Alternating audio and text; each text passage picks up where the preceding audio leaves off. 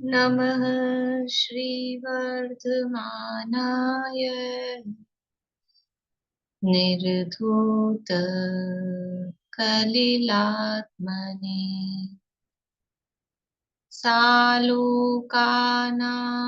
त्रिलोकानां यद्विद्यादर्पणायते यद्विद्यादर्पणायते सकल पाप मल प्रक्षालक श्रीवर्धमान को करुण नमन लोकालोक प्रकाशित करने जिनकी विद्या है दर्पण जिनकी विद्या है दर्पण।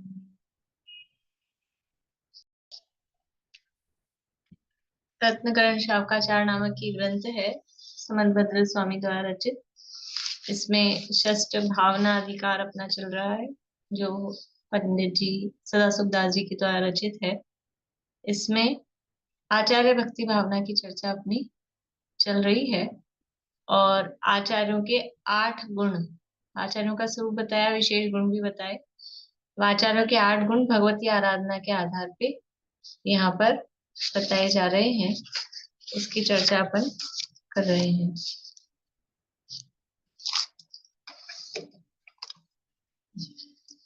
पेज नंबर है 264 नंबर पेज है। 2 गुणों की चर्चा कल अपन ने की थी। कौन कौन से 2 गुणों की चर्चा की थी?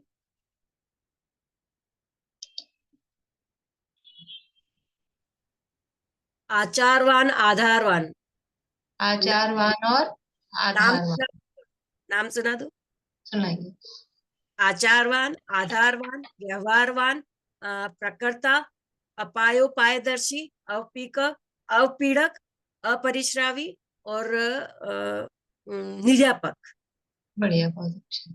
ये आचार्यों के 8 गुण हैं। आचारवान किसे कहते हैं? आचारवान किसे कहा गया है?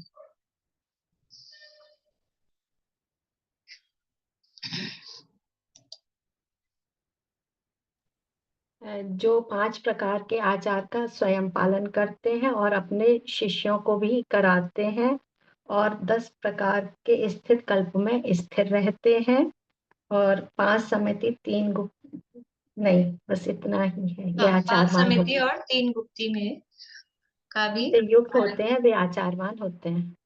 वो आचारवान गुण कहलाते हैं। ठीक है, बढ़िया। आधारवान किन्हें कहा?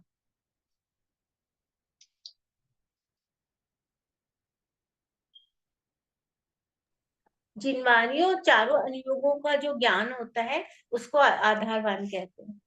हाँ, जिन आचार्यों को जिन वाणी का चारों नियमों का ज्ञान होता है, यानी उसका आधार जिनके जीवन में रहता है, सिद्धांत आदि, न्याय, व्याकरण, छंद, अलंकार, सिद्धांत, इन सब का वो आधारवान कहलाते हैं। आधारवान की चर्चा अपनी चल रही थी और इसके अंतर्गत पेज नंबर 264 पे ही 2-3 पैराग्राफ अपन ने पढ़े थे। ये कहा कि देखो, 2 तरह से इसमें बता रहे हैं कि वो जो गुण बता रहे हैं उस गुण का स्वरूप तो बता ही रहे हैं, फिर यदि वो गुण आचार्य में नहीं होगा तो क्या होगा, और वो गुण होता है तो उसका क्या इफेक्ट होता है, उसका क्या रिजल्ट होता है, इस तरह से। मतलब उसके नहीं होने पर क्या होगा और उसके होने पर क्या होगा। आचारवान में भी ऐसे अपन ने देखा था। आधारवान में भी पहले ये बता रहे हैं कि यदि आधारवान नहीं होंगे आचार्य तो क्या होगा। तो इस तरह ये जो पूरे पैराग्राफ अपन पढ़ रहे हैं, ये पूरे भगवती आराधना की गाथाओं के अर्थ जैसे ही हैं। ऐसे कैसे गाथाएं उनमें दी है कि जीव को बड़ी मुश्किल से मनुष्य जन्म मिला, जैसे तैसे सत्समागम मिला, सब कुछ हुआ, और फिर भी यदि गुरु वो शास्त्रों के ज्ञाता नहीं हुए, सामान्य ही कथन करने वाले, बस भक्ति में और अपने पूजा पाठ में अटकाने वाले हुए, तो क्या होगा, उसको सच्चा उपदेश नहीं मिलेगा। गुरु भी इस तरह का जवाब देगा, संशय वाला जवाब देगा, तो शिष्य क्या सीख पाएंगे? तो शिष्य भी फिर उसी तरह के, उनका भाव ऐसे ही निकल जाएगा। कितना सा तो समय जैसे तैसे निकाल कर कुछ पढ़ते हैं, सुनते हैं, विचार करते हैं, और उसमें भी अगर वो सच्ची बात नहीं मिले, इसीलिए ऐसा कहा है मुनिराजों के लिए, आचार्यों के लिए भी उपदेश है कि कोई यदि संसार दुखों से भयभीत कोई जीव उनके पास आए, तो सबसे पहले मुनि धर्म का उपदेश देना चाहिए। मुनि धर्म का उपदेश मतलब इस संसार से छूटने का उपदेश देना चाहिए। अब जैसे तैसे तो वो आया, और वो दुख से भयभीत होकर दुखों से छूटने का उपाय प्राप्त करने के लिए आया, और उसको कह दें कि अच्छा तुम तो मुनि तो कैसे बन पाओगे, तुम तो खाली ये एक माला फेर लिया करो, ये व्रत कर लो, ये उपवास कर लो, तो उसी में अटक के रह जाएगा। तो सबसे पहले तो मुनि धर्म का उपदेश देना चाहिए, फिर वो कहे कि भाई महाराज मैं तो मुनि धर्म नहीं अभी ग्रहण कर सकता हूँ, कुछ और हो तो बताओ। तो फिर नीचे वाले जो अणुव्रत आदि के उपदेश हैं, और फिर वो भी नहीं, जैसे उसको कहा भील को कि मांस त्याग देना है, मांस खाने योग्य नहीं है, तो फिर उसने कहा कि नहीं मैं तो कोई सा भी मांस, मतलब मैं तो मांस खाना नहीं छोड़ सकता, मेरे तो काम धंधा और भोजन यही है। तो फिर वो नीचे आके कि ठीक है कुछ तो छोड़, पहले से कहते तू बस तू मांस तो खाता रहे, एक मांस छोड़ दे, तो फिर वो पहले से ही एक ही मांस छोड़ेगा, उसको उपदेश ही नहीं देंगे तो ऐसा। देखिए लास्ट पैराग्राफ से पढ़ना है 264 पेज पे। यह मनुष्य आहारमय है, मनुष्य आहार में है, आहार से बना हुआ है। यहाँ कह रहे हैं आहार से ही जी रहा है, आहार नहीं होता है तो क्या हालत होती है, आहार से ही जी रहा है। आहार में है मतलब ये शरीर है, आहार से बना हुआ है, आहार से ही मनुष्य जी रहा है, आहार की ही निरंतर वांछा करता है।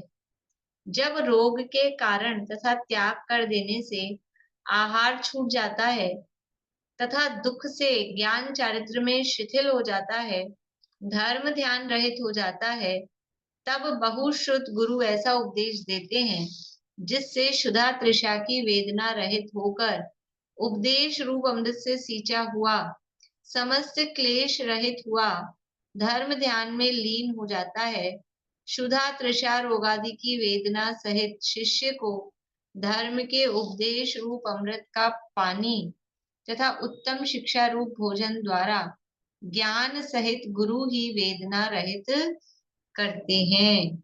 बहुश्रुति के आधार बिना धर्म नहीं रहता, इसलिए जो आधारवान आचार्य हो उसी की शरण ग्रहण करना योग्य है। भाई ऐसी ऐसी परिस्थितियां बनती हैं, आहार नहीं मिल रहा है, रोग आदि की वेदना है, जीव दुखी है। देखो ये जो बात बता रहे हैं ना कि आहार नहीं मिल रहा है या आहार छूट गया है, तो रोग आदि की वजह से गृहस्थ का भी छूटता है, पर गृहस्थ का तो ये रेयर होता है, ये मुनिराजों की मुख्यता से समझ, इस बात को हमको देखना चाहिए कि मुनि दशा में ऐसा होता है, कभी आहार मिला, कभी नहीं मिला, कभी अपने अनुकूल मिला, कभी अनुकूल नहीं मिला, ऐसी परिस्थिति हुई, रोग आदि है। तो अब जो वो मुनिराज हैं जिनके साथ ऐसी परिस्थिति बनी, तो वो धर्म धर्म से रहित हो जाएंगे। भाई आचार्यों की बात चल रही ना, आचार्य तो मुख्य रूप से संघ में ही मुनिराजों को ही उपदेश आदि देने का काम करते हैं।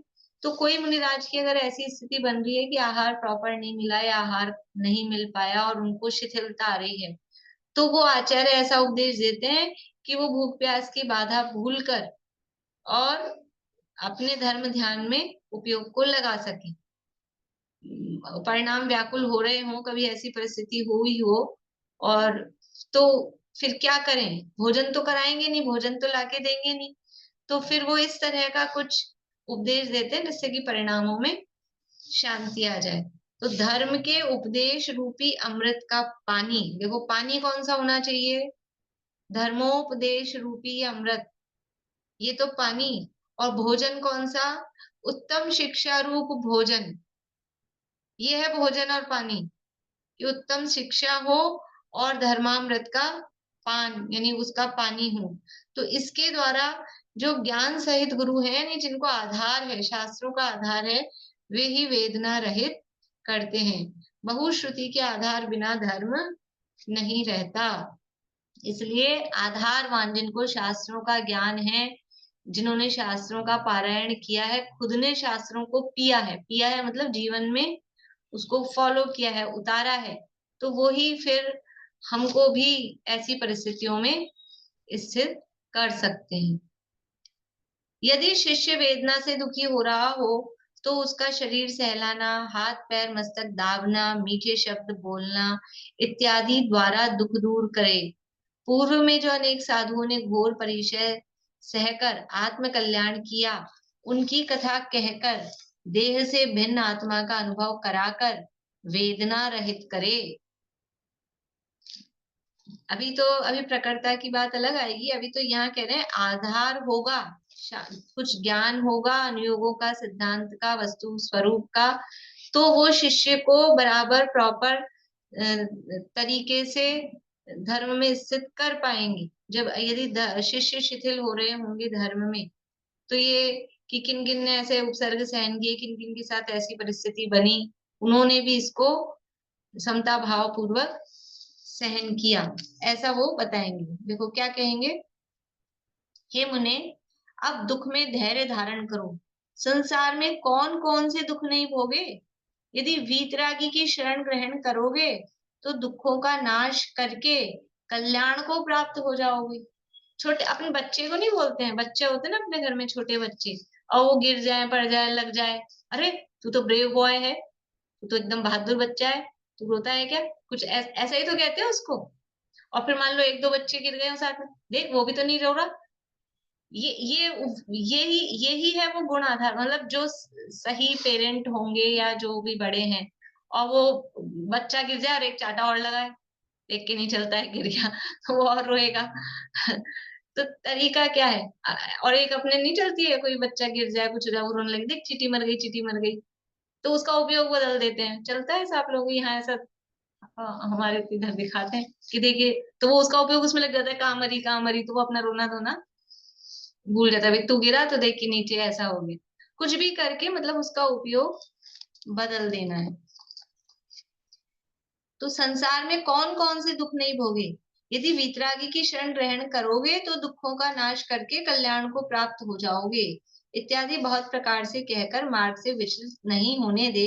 ऐसे आधारवान गुरु ही शरण लेने योग्य है। मतलब गुरु कैसे होने चाहिए, तो हमको ये देखना चाहिए कि ये गुरु किस टाइप के हैं। तो अभी मतलब जब समाधि का प्रसंग आता है ना, मुनिराजों की संलेखना का, समाधि का, या श्रावकों का भी, मुनिराजों के संदर्भ में ऐसा आता है कि वो देखते हैं किस संग में जाकर, मतलब वो अपने जीवन में ये ऑब्जर्वेशन रखते हैं कि कहाँ जाकर किन गुरु के सानिध्य में मैं अपनी समाधि सफलता पूर्वक कर पाऊंगा। तो वो बराबर मतलब ऐसा होता है ना, अपन देख के अपने को समझ में आता है इनकी नेचर कैसी, इनकी नेचर कैसी, इनका व्यवहार कैसा है, ऐसा करके वो जीवन में इस तरह का निर्णय रखते हैं, वो समझ में आता है। तो ऐसे ही गुरु की शरण ग्रहण करना योग्य है। बोलिए। मैम जैसे क्या होता है, समाधि लेते हैं ना, तो बहुत सारे जो समाधिस्थ मतलब जो होते हैं समाधि लेने वाले मुनि, तो वो दूसरे संघ में भी इसलिए जाते हैं कि उस संघ से उनको राग मोह रहता है, तो वो दूसरे संघ में वो मतलब बिना उसके समाधि ले हाँ सके, हाँ, दूसरे ये संघ भी में होता है। वो तो रहता ही है, लेकिन और जो आचार्य खुद हैं, जो खुद आचार्य हैं, वो किसके अंडर में समाधि करें, तो वो भी मतलब इसकी खोज करते हैं, रखते हैं, देखते हैं कि कहाँ जाकर मेरी समाधि अच्छे से निर्मोह पूर्वक, वितराग भाव पूर्वक हो पाएगी। इसमें है ना ये रतन प्रण शावकाचार्य का जो है ना श्लोक, धर्मामृतम स तृष्णा, वो वाला एकदम फिट हो रहा है ना मैम। हाँ, वो सामयिक के समय क्या करना चाहिए वो उसमें दिया। हाँ, धर्मामृत को मतलब तृष्णा सहित पीना चाहिए, इस तरह का, बिल्कुल। हाँ, अमृत रूपी पान कराना चाहिए। हाँ। वही है, सेम ही ऐसा इसका। ज्ञान ध्यान परो वा भवतु उपवसन तंद्रालु। सामयिक के लिए है ना ये, सामयिक के प्रकरण में दिया। हाँ। देखिए अब है अगला गुण, तीसरा, व्यवहार। आचार्य को व्यवहार प्रायश्चित शास्त्र का ज्ञाता होना चाहिए। व्यवहार खाली ऐसा नहीं कि बस आत्मा ही आत्मा को जाने और बाहर की कुछ समझ ही ना हो, ऐसा व्यक्ति आचार्य नहीं बन सकता। को व्यवहार का भी ज्ञान होना चाहिए। तो व्यवहार में प्रायश्चित शास्त्र का प्रमुखता से कहा है, प्रायश्चित शास्त्र का ज्ञाता होना चाहिए, क्योंकि प्रायश्चित शास्त्र तो जो आचार्य होने के योग्य होता है उसी को पढ़ाया जाता है। कल परसों भी कहा था कि वो अपने दोष प्रकट करने वाले को प्रायश्चित देते हैं, तो किसको पढ़ाया जाता है? ये प्रायश्चित शास्त्र सबको नहीं पढ़ाया जाता है, जो आचार्य होने के योग्य होते हैं उनको इसका ज्ञान कराया जाता है, तो उनको इसका ज्ञान होना चाहिए, उसी को पढ़ाया जाता है, औरों के पढ़ने योग्य नहीं है। जो जिन आगम का ज्ञाता हो, महाधैर्यवान हो, प्रबल बुद्धि का धारक हो, वही प्रायश्चित दे सकता है। कौन प्रायश्चित दे सकता है? इस जो कौन दे सकता है, तो हम तो लेने वालों में अपने आप को समझते हैं, तो हम किससे प्रायश्चित लें? किसी से भी जाके प्रायश्चित मांग ले, ऐसा नहीं। ये उसकी बताया है, मतलब उसकी समझ लीजिए योग्यता। जिन आगम का ज्ञाता हो, महाधैर्यवान हो, प्रबल बुद्धि का धारक हो। पहले तो जिनागम का ज्ञाता होना चाहिए, उसको नॉलेज होनी चाहिए, ये ऐसे ही नहीं कुछ भी। तो जिनागम के ज्ञाता में आचार्य तो प्रायश्चित शास्त्र अलग से है, उस प्रायश्चित शास्त्र के ज्ञाता होने चाहिए, बुद्धि होनी चाहिए। खाली ज्ञाता होने से काम नहीं होता, लेकिन किस समय, देखो वैद्य जी हैं, डॉक्टर हैं, दवाइयों का ज्ञान होना चाहिए कि नहीं होना चाहिए? ये दवाई बुखार की है, जुकाम की है, खांसी की है ना? एलोपैथी में तो सब तरह के बुखार में एक ही दवाई चलती है, लेकिन आयुर्वेदिक में थोड़ा अंतर होता है। सर्दी से बुखार हुआ है कि लू लगने से बुखार हुआ है, ऐसा मतलब ठंड का है कि गर्मी का है, ऐसे ऐसे करके थोड़ा डिफरेंस होता है उसमें। तो वैद्य जी को दवाइयों का ज्ञान होना चाहिए कि नहीं होना चाहिए? तो होना ही चाहिए, ये ऐसी है। लेकिन किस मरीज को कौन सी दवाई देना, ये जुकाम की है, ये बुखार की है, ये सिरदर्द की, ये तो ज्ञान है। लेकिन जो बुखार वाला मरीज आए और उसको वही दवाई दे दें, इसलिए मैंने एलोपैथी के लिए मना किया। उसमें तो एक ही दवाई ले लो, जो भी चलती है तो वो ले लो, वहां तो एक ही चलेगी किसी भी तरह का बुखार हो। लेकिन आयुर्वेदिक में अंतर हो सकता है, होता ही है। सर्दी से बुखार हुआ है, ठंड से तो गर्म दवाई दी जाएगी, और गर्मी से लू लगने से बुखार हुआ है तो अलग दवाई दी जाएगी। तो ये भी उसको ज्ञान होना चाहिए। मतलब यहाँ जो कहा ना कि आगम का ज्ञाता हो, यानी वो दवाइयों की नॉलेज है, तो आगम का ज्ञाता है। फिर प्रबल बुद्धि का धारक हो, ये बुद्धि से होगा ये काम कि किसको किस समय कौन सी दवाई देनी, कब क्या। नयों का ज्ञान होता है, होना चाहिए, लेकिन किस समय कहाँ पे कौन सा नय लागू पड़ रहा है, और किस समय कौन किस नय से बात कर रहा है, हमको किस नय से किस अपेक्षा से समझनी है, किस प्रकरण में कौन सी अपेक्षा लगानी है, ये बुद्धि से होगा। खाली नयों के नाम और स्वरूप और वो सब जान लिए, और जहां निश्चय लगाना था वहां व्यवहार लगा दिया, जब व्यवहार लगाना था वहां निश्चय लगा दिया, ऐसा नहीं होगा, फिर काम बिगड़ जाएगा। और कह रहे हैं महाधैर्यवान हो। धैर्यवान हो का मतलब कि जो आके अपने दोष बता रहा है, तो अगर धैर्य नहीं होगा, दोष को सुनने की क्षमता नहीं होगी, और उसने दोष बताया और आप गर्म हो गए उस पे, तो फिर वो आगे से कब हिम्मत कर पाएगा कि दोष बता सके? और दूसरे लोग भी, देखने वाले जो शिष्य हैं, वो भी नहीं हिम्मत करेंगे कि नहीं नहीं इनको नहीं बताना, ये तो और डांटेंगे उल्टा। तो महाधैर्यवान हो, वही प्रायश्चित दे सकता है। द्रव्य क्षेत्र, काल, भाव, क्रिया, परिणाम, उत्साह, सहनन, पर्याय, दीक्षा का काल, शास्त्र ज्ञान, पुरुषार्थ आदि को अच्छी तरह जानकर जो राग द्वेष रहित होता है, वही प्रायश्चित देता है। देखो, प्रायश्चित देने के लिए इतनी सारी चीजों का ज्ञान होना चाहिए। द्रव्य का मतलब वो जो व्यक्ति है उसके बारे में, क्षेत्र, किस क्षेत्र में किस तरह का प्रायश्चित दिया जाए। क्षेत्र का मतलब है जैसे अपना उत्तर भारत में अलग मौसम रहता है, दक्षिण भारत में अलग मौसम रहता है, इधर इनके समझ लो आसाम साइड में वहां अलग ही मौसम रहता होगा। तो अब किस एरिया में है, वहां कैसा प्रायश्चित दे रहे हैं। बहुत गर्मी वाला प्रदेश है और वहां उपवास का प्रायश्चित दे दिया, 5 दिन का उपवास करो, तो वो आकुलता होगी उनको। तो वो क्षेत्र का भी नॉलेज होनी चाहिए। इसी तरह से काल, जहाँ क्षेत्र तो ठीक है, लेकिन अभी यहाँ मान लो अपना उत्तर भारत का एरिया है, लेकिन अभी सर्दी के दिन चल रहे हैं, क्योंकि गर्मी के दिन चल रहे हैं, तो किस समय पे किस तरह का प्रायश्चित देना, वो काल की भी नॉलेज होनी चाहिए। भाव, किस जीव के भाव किस प्रकार के हैं, कितना ये कर पाएगा, शक्ति भी और भावों से भी। तो भाव का क्रिया, परिणाम, उत्साह, तो ये सब व्यक्ति के लिए कि उसकी क्रिया किस तरह की, उसके परिणाम कैसे हैं, उसका प्रायश्चित के प्रति उत्साह कैसा है। सहनन, सहनन मतलब शक्ति, शरीर की शक्ति कितनी है। कोई वृद्ध आदमी है, वृद्ध मुनिराज है, और उनको ऐसा कठोर प्रायश्चित दे दिया कि 5 दिन के 8 दिन का उपवास करो आप, तो अब उनकी शरीर की शक्ति नहीं है, सहनन नहीं है। या काय उत्सर्ग में खड़े रहो, जैसे सजा देते हैं पनिशमेंट, स्टैंड अप, तो उनको खड़े रहने का दे दिया, उनकी शरीर की शक्ति नहीं है, ऐसा सहनन। पर्याय, दीक्षा का कल पर्याय मतलब कि उनकी अवस्था कैसी है, वृद्ध हैं, जवान हैं कि बालक है, मतलब इस तरह से उनकी पर्याय। दीक्षा का काल, इनको दीक्षा लिए हुए कितना समय हो गया है, उस आधार पे भी प्रायश्चित डिसाइड होता है। देखो प्रायश्चित शास्त्र में तो प्रायश्चित लिखे होंगे, ये तो जैसे वही दवाइयों की नॉलेज जैसी, लेकिन ये सारी बातें देखकर फिर इनमें से अब किसको कौन सा प्रायश्चित देना, वो बुद्धि से होगा, इसलिए वो प्रखर प्रबल बुद्धि के धारक हूँ, ये कहा।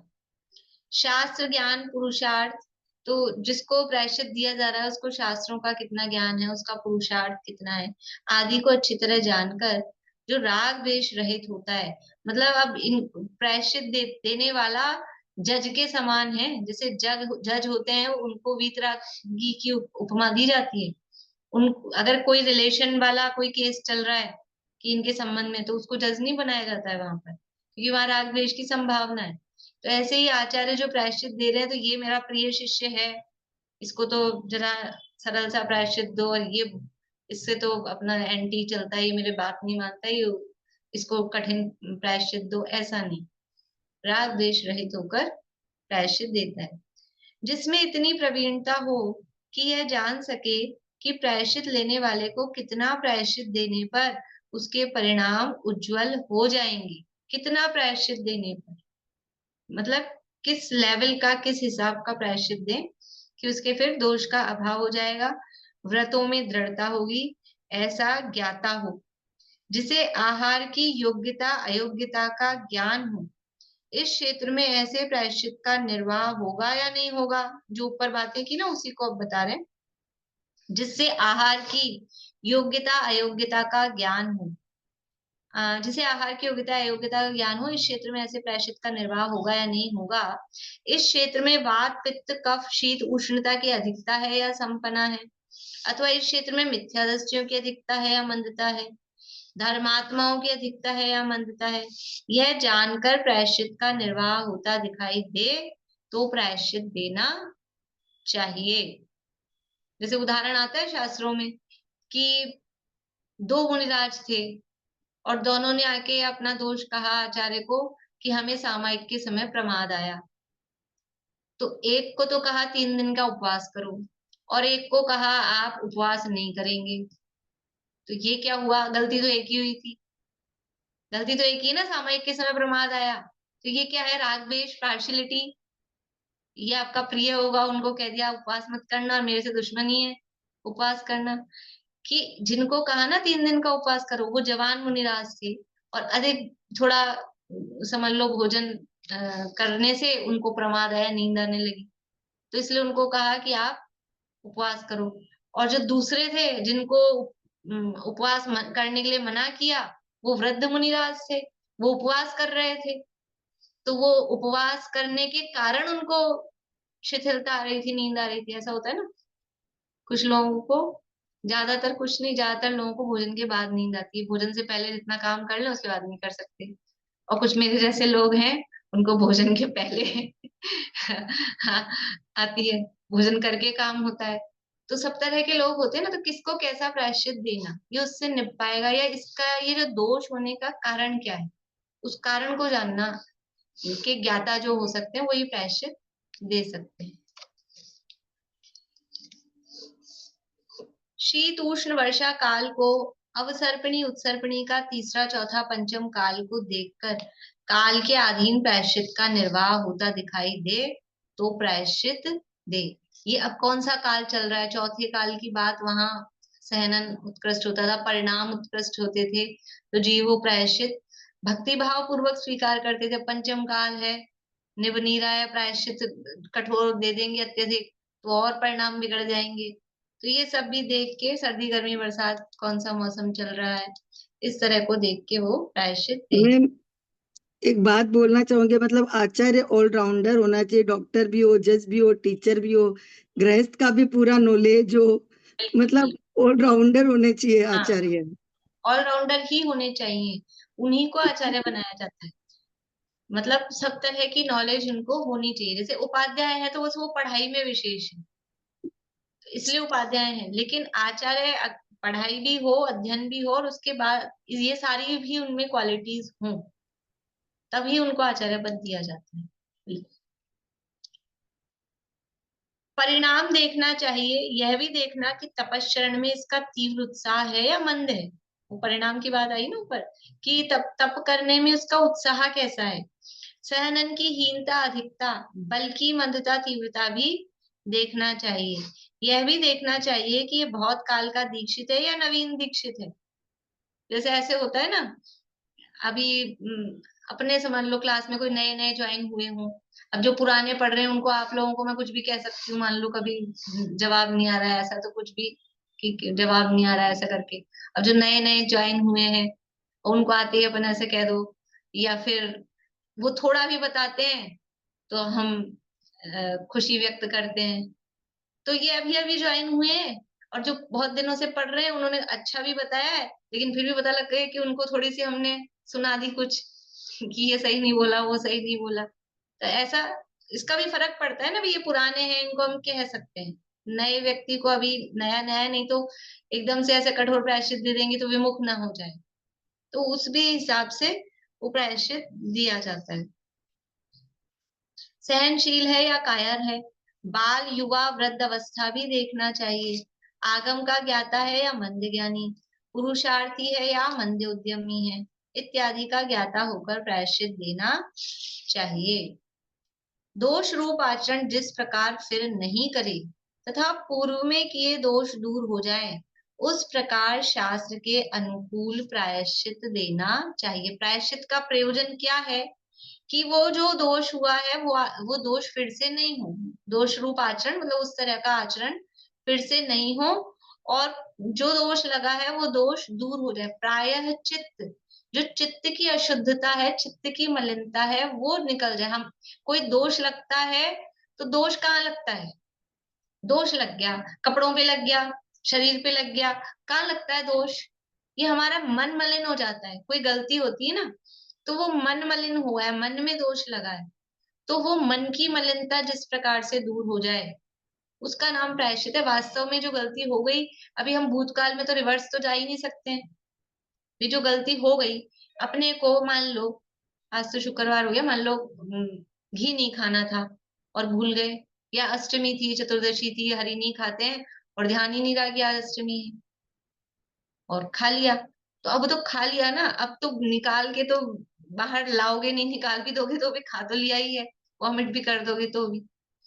तो अब क्या है कि अब ये मन में हमारे मलिनता आ गई, मन में खेद हो गया, तो वो जैसे भी करके कि अब कल नहीं खाएंगे, अभी उसका क्या प्रायश्चित लेंगे। आज आपको हरी नहीं खानी थी और आपने हरी खा ली, तो अब एक माला फेरने से वो प्रायश्चित हुआ। ये ऐसा ज्ञान होना चाहिए कि गलती क्या हुई है, कि गलती हरी नहीं खानी थी और खा ली, तो अब उसका प्रायश्चित क्या हुआ कि फिर से एक दिन ये करो आप कि हरी नहीं खाओ, एक दिन नहीं, 2 दिन नहीं, वो यथाशक्ति कितनी आपकी शक्ति है उस हिसाब से उसको प्रायश्चित लो। तो ऐसा ये ज्ञान उस तरह का प्रायश्चित देना चाहिए कि वो अब हमेशा याद रहेगा। किसी बार ऐसी गलती हो जाती है ना तो फिर हमेशा अलर्ट रहता है, फिर याद रहता है। तो वो दोष रूप आचरण फिर जिस प्रकार नहीं हो और जो दोष है वो दूर हो जाए, वैसा प्रायश्चित देना चाहिए। जिसने गुरुओं के निकट प्रायश्चित शास्त्र से वह अर्थ से पढ़ा नहीं, वही यदि दूसरों को प्रायश्चित देता है तो संसार रूप कीचड़ में डूबता है। पहले तो किस तरह का प्रायश्चित मतलब आचार्य को होना चाहिए, व्यवहारवान। अब वो नहीं है, यदि व्यवहारवान यानी प्रायश्चित शास्त्र का ज्ञाता नहीं है तो अब क्या प्रॉब्लम है, उससे क्या दिक्कत होगी वो बता रहे हैं। तो वो खुद संसार रूप कीचड़ में डूबता है, अपयश उपार्जन करता है, उन्मार्ग का उपदेश देकर सम्यक मार्ग का नाश करके मिथ्या दृष्टि होता है। जो इतने गुणों का धारक हो उसे प्रायश्चित शास्त्र पढ़ाकर गुरु अपना आचार्य पद देते हैं। वो आचार्य संघ में ये भी ऑब्जर्वेशन रखते हैं कि मैं अपनी पदवी किसको दे सकता हूँ, कौन इसके योग्य है, वो समझ में आता है संघ में साथ रहते रहते उनको, तो उनको वो प्रायश्चित शास्त्र पढ़ाते हैं। जो महान काल में लिखा है कुल होना चाहिए, जो महान कुल में उत्पन्न हुआ हो, व्यवहार परमार्थ का ज्ञाता हो, किसी भी काल में अपने मूल गुणों में अतिचार नहीं लगाता हो, चारों अनुयोग रूप शास्त्र समुद्र का पारगामी हो, धैर्यवान हो, कुलवान हो, परिचय जीतने में समर्थ हो। देखो मतलब पहले लास्ट वाला शब्द पढ़ते हैं अपन, नीचे से तीसरी लाइन है इस पैराग्राफ की। वह प्रायश्चित देता है, यानी प्रायश्चित कौन देता है, उनके गुण बता रहे हैं। देखो जो बोल्ड टाइप में दिया है, किसी भी काल में अपने मूल गुणों में अतिचार नहीं लगाता हो। प्रायश्चित देने का अधिकार किसको है? जो खुद ही आए दिन दोष करता रहता हो, खुद ही अतिचार लगाता रहता हो, उससे जाके क्या हमारी भी इच्छा होगी कि इनसे हम प्रायश्चित मांगे? इनकी खुद ही गलती करते रहते हैं, और उसको अधिकार भी है क्या? कदाचित कोई मांग ले जाके कि हमारे को प्रायश्चित बताओ, तो क्या उसको राइट है कि वो प्रायश्चित दे जो खुद ही गलतियां करता हो? तो जो खुद कभी भी अतिचार नहीं लगाता हो, तो इस तरह का आचरण जीवन में हो, बिल्कुल निर्दोष, और उच्च कुल आदि का हो, कुलवान हो, तो वो कुल का मैंने पहले भी कहा था, जो आचार्य के विशेष गुण उसमें रहते हैं, वो थोड़ा सा प्रभाव रहता है, मतलब जन्मजात ही इस तरह का उच्च कुल वाला होगा, तो उसके व्यवहार में, उसके आचरण में, भाषा में एक वो रहेगा। नीच कुल वाला होगा तो वो उसी तरह का उसका आचरण व्यवहार होता है। देवों द्वारा किए गए उपसर्ग से भी जो चलायमान नहीं हो, वक्तापने की शक्ति का धारक हो, बोलना आना चाहिए। बोलना मतलब इस तरह से बोलना कि सामने वाला उससे प्रभावित हो सके। वादी प्रतिवादी को जीतने में समर्थ हो, कोई आ जाए सामने से तर्क वितर्क करने, तो उसका जवाब देने की, उसको उत्तर देने की क्षमता हो। विषयों से अत्यंत विरक्त हो, बहुत समय तक गुरु संघ में रहा हो, सर्व संघ के मान्य हो, संघ में भी जिनकी मान्यता हो, सब जो मुनिराज हैं संघ के, वो उनको मानते हो, उनकी बात मानते हो, उनका आदर करते हो। समस्त संघ ने पहले ही जिसमें आचार्य बने की योग्यता जान ली। ऐसा होता है कभी क्लास में मॉनिटर बनने का, अब आप सब स्कूल में तो पढ़े हुए हैं ही, ऐसा पहले तो चलता ही था, तो कौन मॉनिटर बनेगा, तो सब बच्चों को पता होता है कि ये है किसी पर्टिकुलर के लिए, वो उसमें क्वालिटी दिखती है कि ये बनेगा, ये बनेगा, ऐसे करके। यहाँ स्मारक में प्राइजेस अभी देते हैं ना वार्षिकोत्सव में बच्चों को, तो एक आदर्श विद्यार्थी या इस तरह के होते हैं, तो वो नाम अनाउंस हुए उससे पहले ही बच्चे नाम बोल देते हैं कि इस बच्चे को मिलेगा ये वाला प्राइज। तो मतलब अलग अलग तरह के प्राइज होते हैं, कौन मतलब सबसे ज्यादा अध्ययन करता है, कौन श्रुताराधक है, कौन चिकित्सा में है, कोई कौन खेल कूद में है, तो कुछ कुछ बच्चे तो वो दिख जाते हैं ना कि यही है, ये वाला प्राइज तो इसको ही मिलेगा। तो ऐसे ही आचार्य कौन बनेगा, तो संघ के लोग भी समझते हैं यही बनने वाले हैं आचार्य, वो क्वालिटी दिख जाती है। जिसे गुरुओं का दिया प्रायश्चित शास्त्र का ज्ञाता होकर आचार्य बनने की योग्यता जान ली हो, वह प्रायश्चित देता है। इतने गुणों बिना जैसे मूढ़ वैद्य, देखो वही उदाहरण यहाँ आया, मूढ़ वैद्य यदि देश काल प्रकृति आदि को नहीं जानता है, तो वह रोगी को मार डालता है। गलत दवाई दे दी अगर, तो वो जहर हो जाती है, दवा नहीं होती है, फिर वो जहर का काम कर देती है। उसी प्रकार व्यवहार ज्ञान रहित मूढ़ गुरु भी शिष्य को संसार में डुबोने वाला है। वैद्य गलत दवाई देता है तो एक भाव खराब होता है, मरण हुआ तो, लेकिन यदि गुरु गलत मिल गए तो ये एक भाव नहीं, ये भाव भाव तक ले डूबता है, क्योंकि बड़ी पीछे इसलिए कह आए थे ना, बड़ी मुश्किल से तो जैसे तैसे करके मनुष्य भाव मिला और ये सुलझने का कोई अवसर मिला, और गलत गुरु वो उपल नाव जैसे खुद भी डूबे और शिष्य को भी ले डूबे, फिर कब कहाँ किस जन्म में जाके फिर ये सब मिलेगा, सुनेगा, करेगा, कोई मतलब कह नहीं सकते। व्यवहार ज्ञान रहित मूढ़ गुरु भी शिष्य को संसार में डुबाने वाला ही है, इसलिए आचार्य को व्यवहारवान होना ही चाहिए। ये हो गए, कितने हो गए? आचारवान, आधारवान और व्यवहारवान। अब ये चौथा है प्रकर्ता। तो थोड़ा थोड़ा तो भाव है ना शब्दों में ही आ रहा है। आचारवान से पंचाचार की प्रमुखता है। आधारवान में आधार होना चाहिए जिनागम का, अनुयोगों का, वो आधार। व्यवहारवान में उनको व्यवहार की नॉलेज होना चाहिए, नहीं प्रायश्चित आदि किसको किस तरह से देना है वो नॉलेज। अब प्रकर्ता, कर्ता वर्ड आ रहा है ना, करने वाला। कर्ता यानी करने वाला, और प्रकर्ता यानी प्रकृष्ट रूप से, उत्कृष्ट रूप से करने वाला। तो क्या करने वाला वो देखिए। आचार्य को प्रकर्ता गुण सहित होना चाहिए, यानी खुद को करने वाला होना चाहिए। ऐसे नहीं खुद तो बैठ के ऑर्डर करते रहे दूसरों को, खुद कुछ नहीं हाथ हिलाए, ऐसा नहीं। प्रकर्ता गुण सहित होना चाहिए। संघ में कोई रोगी हो, वृद्ध हो, अशक्त हो, बालक हो, जिसने संन्यास धारण कर लिया हो, उनकी वैयावृत्ति में नियुक्त किए गए मुनि तो सेवा करते ही हैं, परंतु स्वयं आचार्य भी यदि संघ के मुनियों में कोई अशक्त हो जाए तो उसे उठाना, बैठाना, शयन कराना, मलमूत्र, कफ, खून, पीव आदि शरीर से दूर करना, धोना, उठाना, प्रासुक स्थान में फेंकना, धर्मोपदेश देना, धर्म ग्रहण कराना इत्यादि आदर पूर्वक भक्ति सहित वैयावृत्य करें। मतलब ऐसा देखो, संघ में यदि किसी की समाधि होनी है या कोई रोगी वगैरह है तो उनकी सेवा के लिए नियुक्त करते हैं कुछ मुनिराजों को, और समाधि के लिए तो 48 मुनिराज लग जाते हैं, मतलब मैक्सिमम। किसी की समाधि करानी है तो ग्रुप बनाते हैं उनके अलग अलग, 6 घंटे 3 घंटे से 6 6 घंटे का है जहां तक है। तो इतने मुनिराज इतनी देर, जैसे अपने नहीं करते अपन हॉस्पिटल में कोई एडमिट हो तो ड्यूटी लगा लेते हैं भी, सुबह कौन जा रहा है भोजन लेके, फिर 2 4 घंटे वो रुक जाएगा, फिर शाम को कौन जा रहा है, ऐसा करके ड्यूटी लगाते हैं। ऐसे ही वहां ड्यूटी होती है। तो जो आचार्य हैं वो आचार्य सबकी तो ड्यूटी लगा दें और खुद बैठे रहें बस। तो वो जो जिनकी ड्यूटी लगाई है उनको भी उतना उत्साह नहीं आएगा। और यदि आचार्य खुद ये सब काम करते हुए दिखेंगे कि वो उसकी सेवा कर रहे हैं, उठा रहे हैं, बैठा रहे हैं, कोई मवाद आ रही है, कुछ कफ आ रहा है उसको दूर कर रहे हैं, वो खुद अपने हाथ से करते हुए दिखेंगे तो और अपने आप आएंगे कि देखो अरे यही कर रहे हैं आप हटिए। अपन नहीं करते हैं, सासू जी काम करने लग जाए उठ के तो बहू आएगी अरे नहीं नहीं आप हटिए मैं कर रही हूँ। और वो सासू जी बैठे बैठे ऑर्डर कर रहे हैं, वो खुद कुछ करते नहीं है तो ये भी सोचती है कि ठीक है चलो भाई, ऐसा।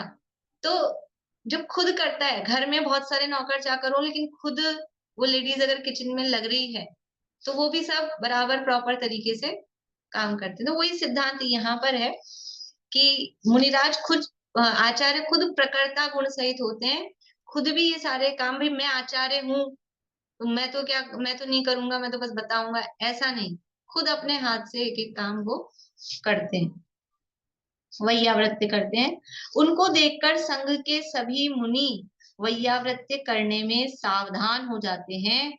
सब सावधान हो जाते हैं कि ये कर रहे हैं, अलर्ट हो जाते हैं तो अपने को भी करना है, तथा विचार करते हैं अहो धन्य है यह गुरु भगवान परमेश्वरी करुणा निधान। किसके लिए कह रहे हैं? आचार्यों के लिए। आचार्य के लिए कह रहे हैं कि ऐसे करुणा निधान जिनके धर्मात्मा में ऐसा वात्सल्य है। हम महानिंदे हैं, आलसी हो रहे हैं, हमारे होते हुए भी गुरु सेवा करें।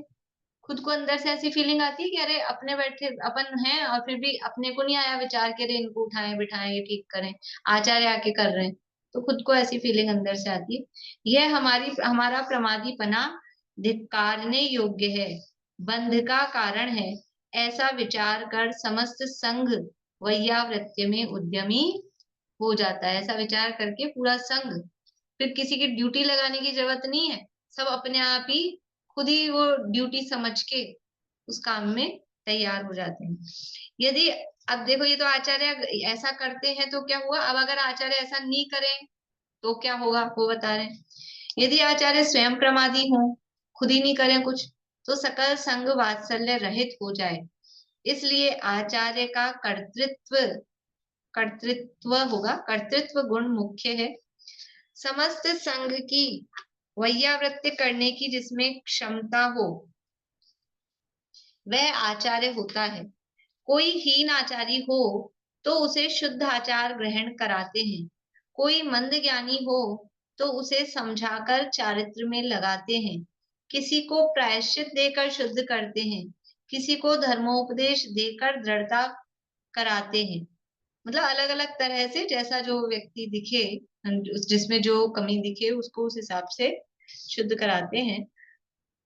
धन्य है आचार्य जिनको उनकी शरण प्राप्त हो गई, उनको मोक्ष मार्ग में लगाकर उद्धार कर देते हैं। इसलिए आचार्य का प्रकर्ता गुण प्रधान है। ऐसे आचार्य वो धन्य है कि जिनमें ये गुण है, तो उनके शिष्य भी उस गुण से सहित होते हैं, मोक्ष मार्ग में आगे बढ़ते हैं। इस तरह से 4 गुणों की चर्चा अपनी हुई है। बोलिए।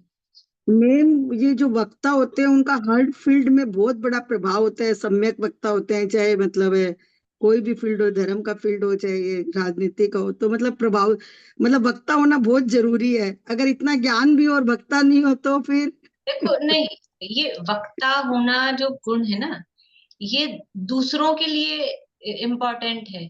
स्वयं के कल्याण के लिए वक्ता होना वो जरूरी नहीं है।